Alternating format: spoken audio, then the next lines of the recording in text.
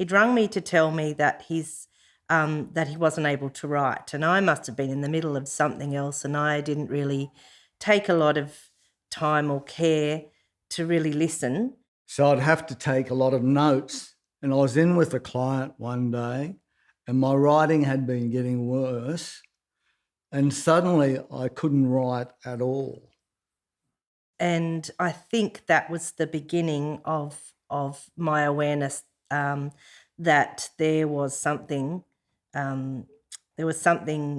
going wrong with Andy, but I wasn't really sure what it was. I went to the GP and they sent me to a physiotherapist because they thought I had RSI, they used to call it.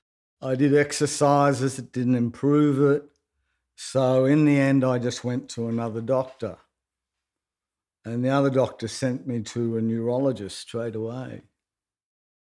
The neurologist I went to see took 5 minutes to diagnose me. As soon as I walked in, he said he knew something like Parkinson's was probably the cause. When Andy was diagnosed, it was quite shocking, and he was very young. We didn't really know How I felt?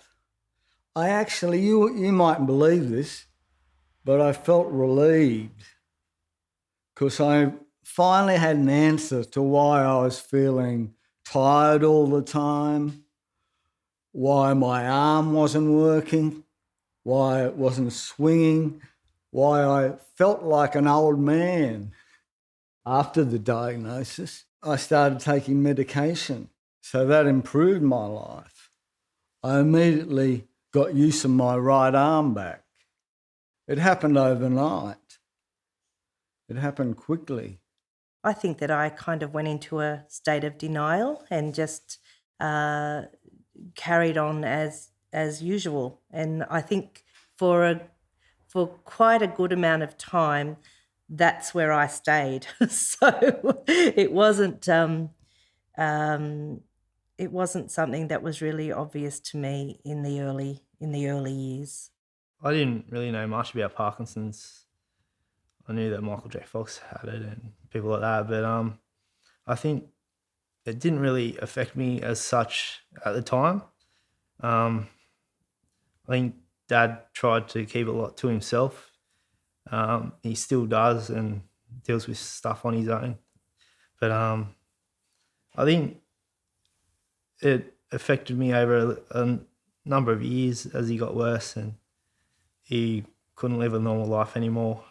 It's affected my relationship with Denise because on the first part, I have to sleep in a different room because of my symptoms. She's gone from a wife to being a carer, which changes the whole nature of the husband and wife relationship. It's interesting that I've gone from being a wife to a carer. I still feel that I'm a wife. That's my main thing.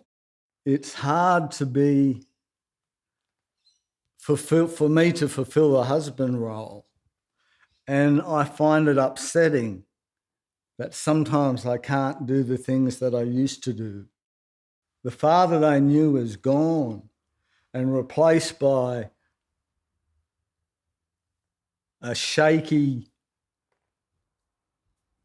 useless fellow, I think sometimes. Because you still got the responsibilities, you still got school fees, you still got the mortgage to pay, you still got camp to pay for, and all the normal things that kids expect and should have. No, I don't feel I've been robbed of a dad because he's my dad. He's all I know. And he may feel that he hasn't been able to be the best dad, but he's the best dad I know and I love him, so don't feel robbed at all. After I'd been to see the neurologist for a number of years, he started bringing up DBS.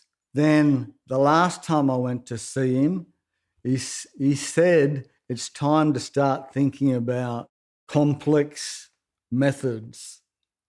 And there were a number of them.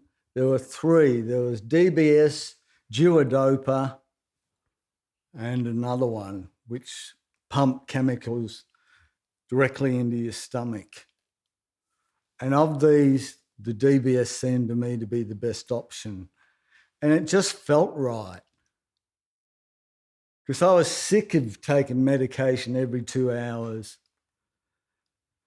I was sick of going off and getting dyskinetic. To be able to look at a future possibly free of that, it's like a dream. I don't believe it.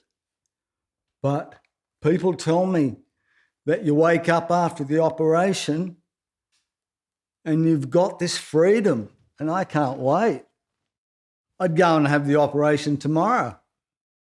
With Andrew having the DBS surgery, it's mostly very exciting. We